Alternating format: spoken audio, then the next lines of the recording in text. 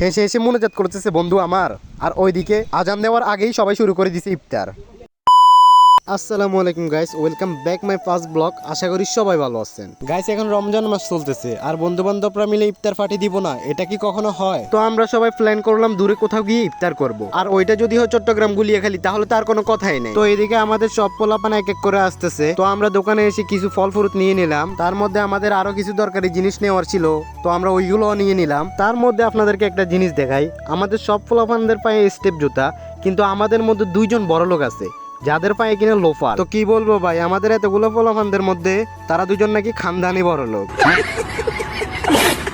তো আমরা এখানে অপেক্ষা না করে গুটি গুটি পায়ে চলে যাচ্ছি গাড়ির উদ্দেশ্যে। তো আমরা সবাই মিলে একটা ব্রিজের উপর আমাদের গাড়ির জন্য অপেক্ষা করতেছি, কিন্তু তার মধ্যে আমার একটা বন্ধু কল দিয়ে বলতেছে এই জায়গায় নাকি গাড়ি আসবে না। তো আমরা সবাই আবারও সামনের দিকে গাড়ির উদ্দেশ্যে রওনা দিলাম। তো আমাদের গাড়ি এখানে চলে আসছে, আমরা সবাই এক এক করে গাড়িতে উঠতে লাগলাম। তো ফাইনালি আমরা সবাই গাড়িতে উঠে গেলাম, আমাদের গাড়ি রওনা দিল গুলিয়াখালীর উদ্দেশ্যে।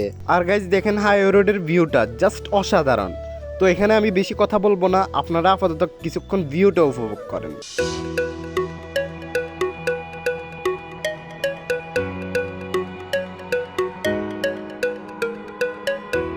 আর গাইজ মাঝপথ থেকে আমাদের আরো একজন শয়তানকে নিয়ে নিলাম। ও যদিও রোজা রাখেনি, ও নাকি তাও আমাদের সাথে ইফতার করবে। তো গাইজ আমরা